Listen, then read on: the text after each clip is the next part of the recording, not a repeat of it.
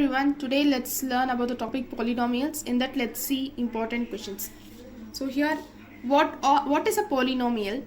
An algebraic expression with variables and constants combined using plus, minus, multiplication and non-negative integer exponents. For example, 2x square plus 3x plus 7. And what is the degree of a polynomial? The highest power of a variable. So what is the highest power of the variable here in this example? It is 3. So this 3 is said to be an highest degree of a polynomial. And then here is the types of polynomial based on degree. Based on degree, constant means it will be example 5 not it will be 0, so degree 0, a constant. Linear means 1, degree 1, which x has degree 1, and quadratic means which has degree 2.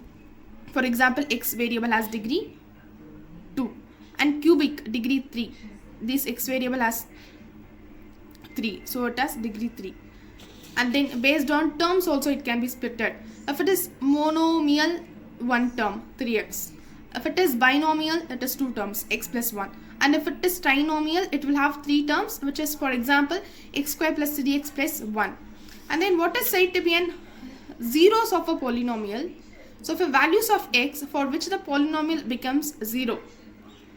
Okay, for values of x for which polynomial becomes 0. For example, for x square minus 9 equal to 0 means it is said to be zeros of polynomials. But what are the zeros of these polynomials? Are x is equal to 3 plus 3 and minus 3. And what is the relationship between the zeros and coefficients? So if you see quadratic polynomial, what is a quadratic polynomial normal general formula? It is ax square plus bx plus c. So sum of zeros is minus b divided by a, and then the product of zeros is c by a. So here are the top exam questions. So you can have a look on these questions and solve on your own. So we'll get an idea. And here quick tips.